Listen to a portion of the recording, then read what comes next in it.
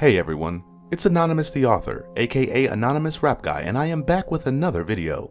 Here are my picks for the top 10 most awesome horror movies you forgot existed. For this list, we'll be looking at horror movies that deserve a rewatch. These films could have been popular or well regarded at the time of their release, and then faded into obscurity, been panned upon release, but are actually pretty good looking back, or have enthusiastic cult followings but are lacking mainstream recognition. Did any of these films scare you? Let us know in the comments, and don't forget to subscribe to the channel.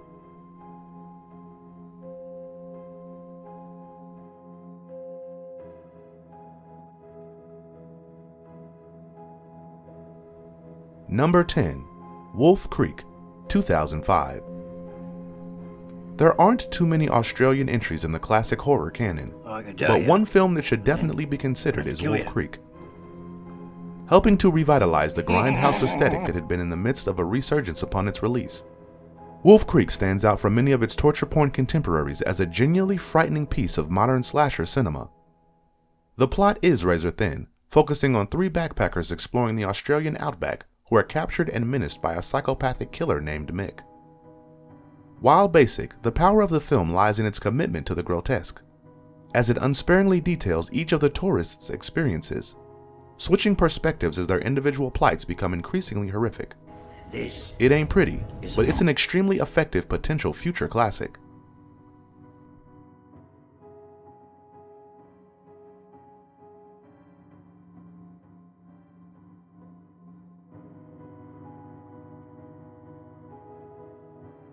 Number 9.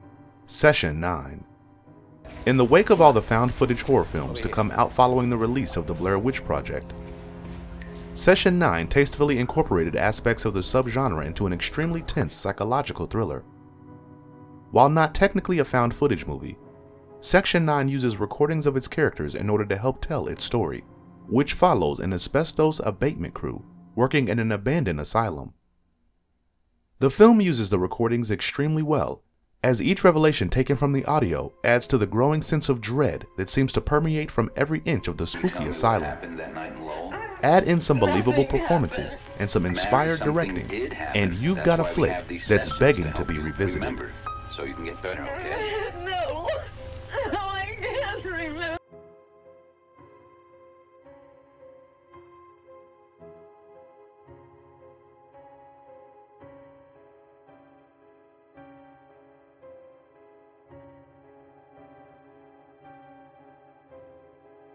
And where do you live, Simon? I live in the weak and the wounded. Number 8. As Above, So Below, 2014. Paris's underground catacombs provided the perfect setting for a horror movie like As Above, So Below. However, despite making a big splash upon its release, most people have never heard of this ambitious found footage journey through hell. With a much larger scope than many found footage films, as well as a more thoughtful plot, As Above, So Below is at once both genuinely thought-provoking and utterly terrifying. While many horror movies would do the bare minimum with such a great setup, likely just having characters run away from humanoid zombie-esque monsters beneath the streets of Paris, As Above, So Below goes the extra mile, making it truly stand out.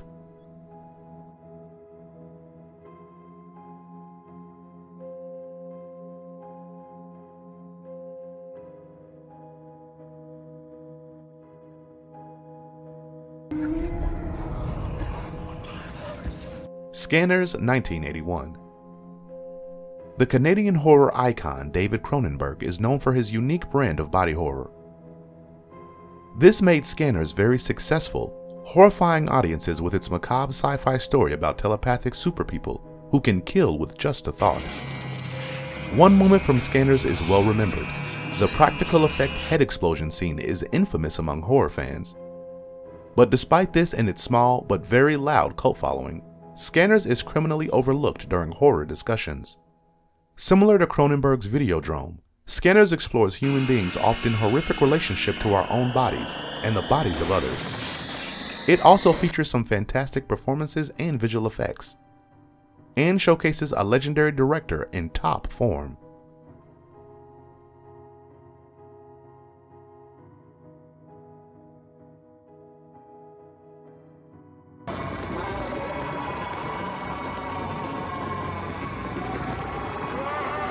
Number 6. The People Under the Stairs. Wes Craven is a legendary horror director whose filmography is filled with both classic horror staples and obscure hidden gems in equal measure. Craven's The People Under the Stairs, a bizarre genre mashup in which he exhibits his fascination with traps, his interest in American social dynamics, and his outlandish sense of humor, is one of his seemingly forgotten movies. During a break-in, a young boy discovers that his family's landlords are completely insane and have a basement full of mistreated cannibal children. It's offbeat, it's ghoulish, and it's absurd, but The People Under the Stairs is definitely worth revisiting.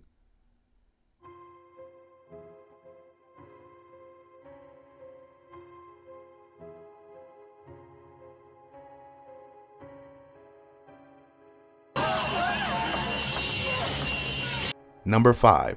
1408. We all remember watching 1408 at the movie rental store and in DVD sales piles, but very few people seem to talk about it. During a night in a haunted hotel room, John Cusack plays a paranormal skeptic, only to discover that the stories surrounding the room aren't just a hoax. With its ghostly shenanigans and existential horror, 1408 has a touch of personal tragedy as well.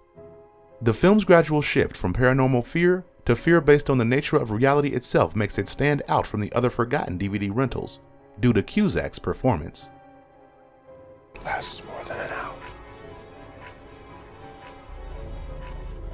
Very effective. Number 4. Near Dark 1987. In spite of The Lost Boys being a classic in its own right, Near Dark became the other punk rock vampire movie because of the success of Lost Boys. It's a real shame, because Near Dark is an incredible blood-sucking horror action romp that people would undoubtedly love if they gave it another chance. With a neo-western vibe and an edgy late 80s rock aesthetic, Near Dark has a great unique energy and an impressively realized world that draws you in immediately. Incorporating a wide array of tones and styles, Near Dark is a forgotten classic you need to enjoy.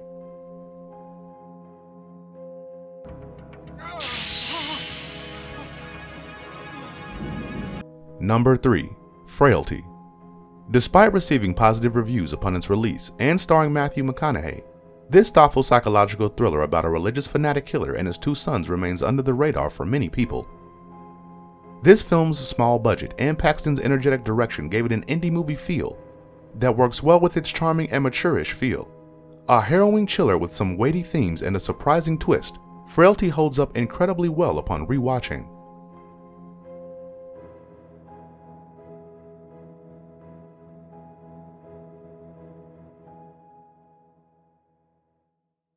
Make any sense? Yes, it does. Number 2. Pulse. As Japanese horror movies gained popularity in the early 2000s, American audiences became fascinated with them. A J-horror chiller that gets overlooked and forgotten is Pulse. Pulse, or Kairo, as it's known in Japanese, takes many of the tropes and themes of J-horror to the maximum. According to Pulse, the afterlife has reached its limit, and ghosts are leaked into the world through the internet. The story is hard to follow when viewed literally, as it relies more on themes and moments than an overarching plot. But watching Pulse is a lonely, haunting, and beautiful experience that grabs your attention.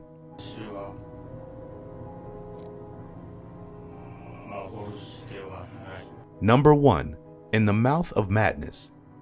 Having a filmography as impressive as John Carpenter's, it's not surprising that some of his films get overlooked.